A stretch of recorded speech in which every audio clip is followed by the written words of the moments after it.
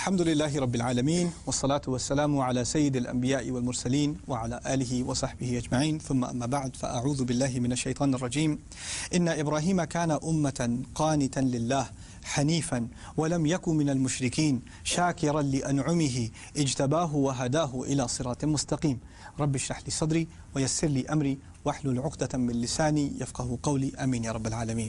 السلام علیکم ورحمۃ اللہ وبرکاتہ۔ تو آج کے سیشن میں دوبارہ دو طرح کی پلورلز کا، دو طرح کی جمع کا کمپیریسن، اور اس کے بعد انشاءاللہ ایک مزید مثال اگر وقت ملا تو اس پہ بھی بحث ہوگی۔ آج میں پہلی بات آپ سے کرنا چاہتا ہوں نعمت کے بارے میں۔ اردو کا لفظ ہے، اصل میں عربی کا لفظ ہے نعمہ۔ نعمہ عین کو میں ذرا زور سے اس لیے پڑھتا ہوں کیونکہ میں عربی پڑھتا رہا ہوں اور پڑھاتا رہا ہوں، تو مجھے اردو کے تلفظ سے ذرا الرجک ریاکشن ہوتا ہے، تو میں نعمہ ہی کہتا ہوں۔ ہمارے ہاں مجھے پتہ ہے نعمت کہتے ہیں، جب بھی میں نعمت سنتا ہوں تو مجھے ذرا کان میں کھجلی ہوتی ہے، مجھے نعمہ کہنا پڑتا ہے۔ لیکن خیر، نعمت کا لفظ عربی میں اس کی دو مختلف جمع ہیں۔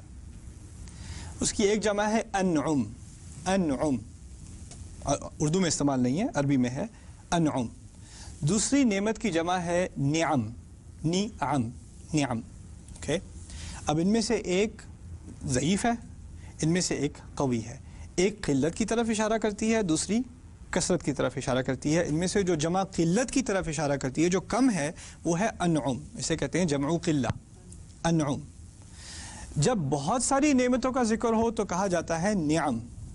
نعم ہے جمع کثرہ، یعنی وہ ایسی کثرت، یعنی میں اس طرح کروں، اگر اردو میں مجھے ترجمہ کرنا بھی پڑے، شکر ہے میری ذمہ داری نہیں ہے اردو ترجمہ کرنے کی، میری اردو کا اردو میں ترجمہ کرنا پڑتا ہے، لیکن خیر، اگر نعم کا لفظ قرآن میں ہو یا پرانی عربی میں ہو تو اس کا زیادہ بہتر ترجمہ ہوگا بہت ساری نعمتیں، یعنی بہت ساری کا اضافہ اس میں تھوڑا سا کرنا پڑے گا کیونکہ وہ ہے جمع کثرہ، یہ کثرت کی جمع ہے، تو کچھ کثرت کی طرف اشارہ ترجمے میں کرنا پڑے گا۔ اگر آپ صرف یہ کہہ دیں کہ نعمتیں تو آپ کو اس بات کا اندازہ نہیں ہوگا کہ اس لفظ میں کثرت بھی ہے۔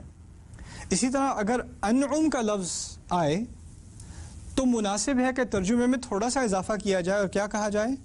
کچھ نعمتیں، کچھ نعمتیں، کیونکہ اس میں اشارہ ہے کس کی طرف؟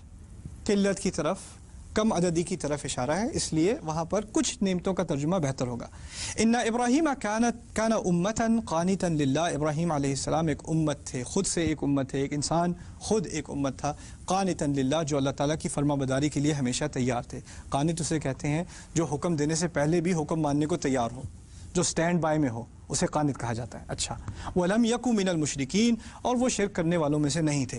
شَاكِرًا لِأَنْعُمِهِ، شاکرن لِأَنْعُمِهِ، وہ اللہ تعالیٰ کی کچھ نعمتوں کا شکر کرنے والے تھے۔ عجیب سا ترجمہ، کچھ نعمتوں کا۔ ابراہیم علیہ السلام کی بات ہو رہی ہے، یہ کیسے کہہ دیا کہ وہ اللہ تعالیٰ کی کچھ نعمتوں کا شکر کرنے والے تھے؟ بات تو یہ کہنی چاہیے تھی کہ وہ اللہ تعالیٰ کی بہت ساری نعمتوں کا شکر کرنے والے تھے۔ وہ تو دنیا کے سب سے شاکر انسانوں میں سے گزرے ہیں، ان سے شاکر کون ہوگا؟ یعنی جب شکر کی مثال دی جاتی ہے قرآن میں تو ابراہیم علیہ السلام کی مثال دی جاتی ہے، اور پھر ان کے بارے میں یہ کیسے کہہ دیا کہ انہوں نے اللہ تعالیٰ کی کچھ نعمتوں کا شکر ادا کیا؟ یہ سمجھنے کی ضرورت ہے۔ ایک اور آیت ہے آگے، اس کا ترجمہ تھوڑی بعد میں کروں گا۔ وَأَسْبَغَ عَلَيْكُمْ نِعَمَهُ ظَاهِرَةً وَبَاطِنَةً، اس میں نعم کا لفظ یعنی بہت ساری نعمتوں کا ذکر۔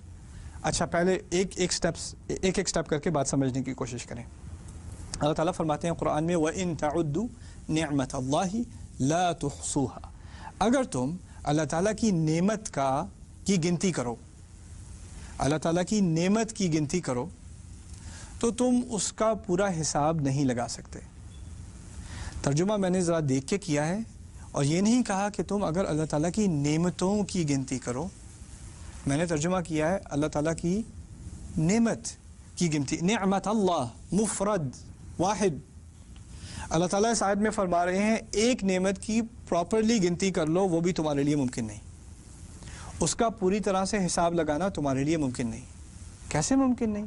یہ ہاتھ ایک نعمت ہے، میں نے تو گن لی، لیکن اس ہاتھ نے مجھے کتنے فائدے دیے ہیں، اس ہاتھ سے کیا کیا کام نکلے ہیں، کون سی مصیبتیں ٹلی ہیں اس ہاتھ کے ہونے کی وجہ سے، میں گن سکتا ہوں۔ آج کے دن میں کتنی دفعہ اس ہاتھ نے مجھے بچایا ہے، میں گن سکتا ہوں۔ اس ہاتھ نے کتنی دفعہ مجھے فائدہ دیا ہے، میں گن سکتا ہوں۔ اس ناک نے، اس دل نے، اس ہڈی نے، اس ناخن نے کتنی دفعہ مجھے تکلیف سے بچایا، مرض سے بچایا، میں گن سکتا ہوں۔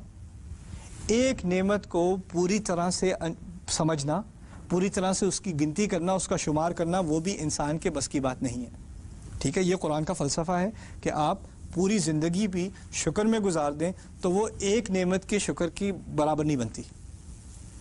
اگر یہ حقیقت مان لی تو پھر ابراہیم علیہ السلام کے بارے میں جب کہا کہ انہوں نے اللہ تعالیٰ کی کچھ نعمتوں کا شکر ادا کر دیا، تو یہ تو بہت بڑی بات کہہ دی ابراہیم علیہ السلام کے بارے میں.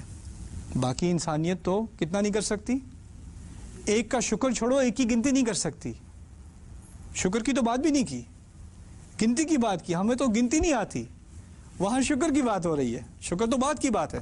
پہلے کسی نعمت کا احساس ہوتا ہے، اس کا ایک ریئلائزیشن ہوتی ہے، اس کے بعد اس کا شکر کیا جاتا ہے. جب نعمت کا احساس ہی نہ ہو تو شکر کون کرے گا؟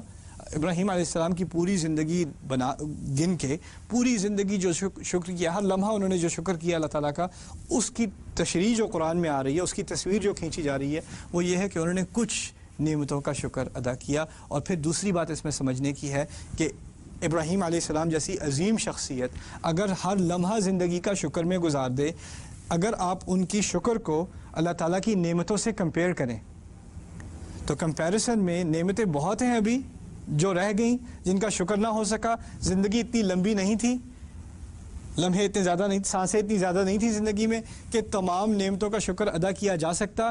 تو اگر کمپیریسن کریں تو اگر لاکھوں نعمتوں کا بھی شکر ادا کیا تو کمپیریسن میں تو تھوڑی ہی ہوئی نا، اس لیے تھوڑے کا لفظ استعمال کیا ہے. دیکھو انسان کی صلاحیت میں ہے ہی نہیں کہ وہ تھوڑے سے زیادہ کر سکے. یہ بات سکھائی جا رہی ہے، بہت گہری بات سکھائی جا رہی ہے. دوسری طرف اللہ تعالیٰ نے جو بات کی ہے جس میں بہت ساری نعمتوں کا ذکر کیا ہے، وہاں کہا ہے وَأَسْبَغَ عَلَيْكُمْ نِعَمَهُ ظَاهِرَةً وَبَاطِنَةً.